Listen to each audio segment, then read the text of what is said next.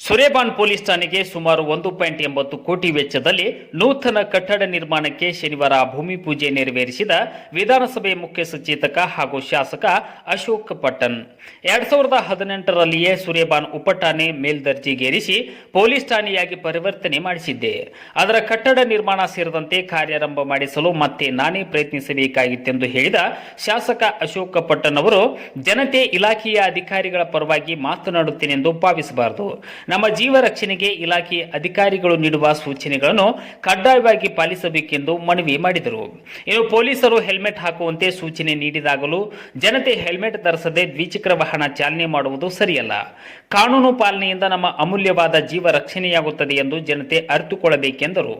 ಇನ್ನು ಬೆಳಗಾವಿಯ ಹೆಚ್ಚುವರಿ ಪೊಲೀಸ್ ವರಿಷ್ಠಾಧಿಕಾರಿ ಆರ್.ಬಿ. ಬಸರ್ಗಿ ಮಾತನಾಡಿ, ಅಶೋಕ್ ಪಟ್ಟಣ್ ಅವರ ಪ್ರಯತ್ನದ ಫಲವಾಗಿ ಸುರೇಬಾನ್ ಪೊಲೀಸ್ ಠಾಣೆಗೆ ಸಿಬ್ಬಂದಿ ಹಾಗೂ ಕಟ್ಟಡ ನಿರ್ಮಾಣಕ್ಕೆ ಅನುದಾನ ಮಂಜೂರಾಗಿದೆ.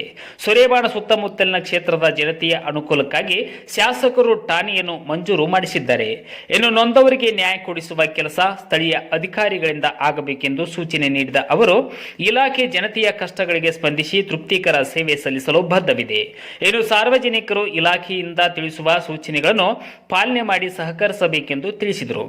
ಇನ್ನು ಮುಂದಿನ ದಿನಗಳಲ್ಲಿ ನಾನೇ ಪೊಲೀಸ್ ವಸತಿ ಗೃಹ ನಿರ್ಮಾಣಕ್ಕೆ ಪ್ರಾಮಾಣಿಕವಾಗಿ ಪ್ರಯತ್ನ ಮಾಡುವೆ ಎಂದು ವಿಧಾನಸಭೆಯ ಮುಖ್ಯ ಸಚೇತಕ ಹಾಗೂ ಶಾಸಕ ಅಶೋಕ್ ಪಟ್ಟಣ್ ಭರವಸೆ ನೀಡಿದರು.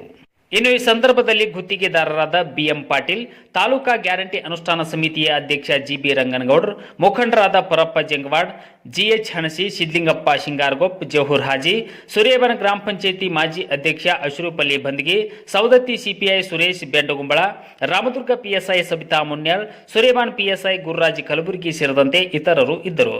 ಇನ್ನು ಆನಂದ್ ದನಶೆಟ್ಟಿ ನಿರೂಪಿಸಿದರು. ರಾಮದುರ್ಗ ಸಿಪಿಐ ವಿನಾಯಕ್ ಬಡಿಗೇರ್ ಸ್ವಾಗತಿಸಿ ವಂದಿಸಿದರು. ಸುದ್ದಿವರ್ಣ ಟೇಟ್ ನ್ಯೂಸ್ ರಾಮದುರ್ಗ. ನಮ್ಮ ಮುಖ್ಯಮಂತ್ರಿ ಸಿದ್ದರಾಮಯ್ಯ 17ನೇ ಬಜೆಟ್ ಅದಕ್ಕೆ ಗೊಣ್ಣಾಗರ ಗ್ರಾಮದ ಮಲಪ್ರಮಾದಿಗೆ ಕೊರೆದ ಭಾಗಕ್ಕೆ ತಡೆಗೋಡೆ ನಿರ್ಮಾಣ ಮಾಡಬೇಕು ಅಂತ ನಾವು ಸ್ಯಾಂಕ್ಷನ್ ಮಾಡಿದ್ದಾರೆ. ಆಮೇಲೆ ರಾಮದುರ್ಗ ತಾಲೂಕಿನ ಸುತ್ತಮುತ್ತ ಇರುವ ಕೆರೆಗಳಿಗೆ ನೀರು ತುಂಬಿಸುವ ಯೋಜನೆಗೂ ಸಮ್ಮತಿ ನೀಡಿದ್ದಾರೆ.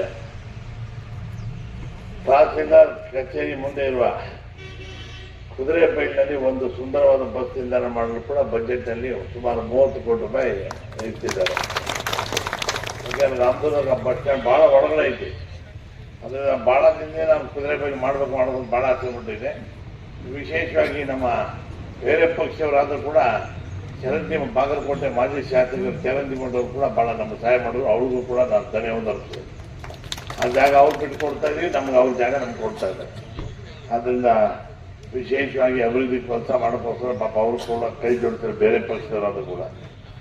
ಆಮೇಲೆ ರಾಮದುರ್ಗ ತಾಲೂಕಿನಾಗೆ ರೈತರ ಅನುಕೂಲ ಹೊಲಗಳ ರಸ್ತೆ ಅಭಿವೃದ್ಧಿಗೆ ನಮಗೆ ಸುಮಾರು 50 ಕೋಟಿ ರೂಪಾಯಿ ಕೊಟ್ಟಿದ್ರು ಸಿಎಂ ಪ್ರೆಸಿಡೆಂಟ್ ಫಂಡ್ ಅಂತ. 32 ಕೋಟಿ ರೂಪಾಯಿ ನಾವು PWD ರಸ್ತೆಗಳಿಗೆ, 12 ಕೋಟಿ ಹೊಲಗಳಿಗೆ ಹೋಗೋ ರಸ್ತೆ 12 ಕೋಟಿ ರೂಪಾಯಿ ಸ್ಯಾಂಕ್ಷನ್ ಮಾಡಿಸಿದ್ವಿ ಹೊಲಕ್ಕೆ ಹೋಗೋ ರಸ್ತೆಗಳಿಗೆ. ಆಮೇಲೆ ಒಂದು ಮುರಾಜಿ ಕಾರ್ಮಿಕ ಶಾಲೆ, ಅದು ಸುಮಾರು 40 ಕೋಟಿ ರೂಪಾಯಿದು ಮುರಾಜಿ ವಸತಿ ಶಾಲೆ ಮಾಡಿಸ್ತಾ ಇದ್ದೀವಿ.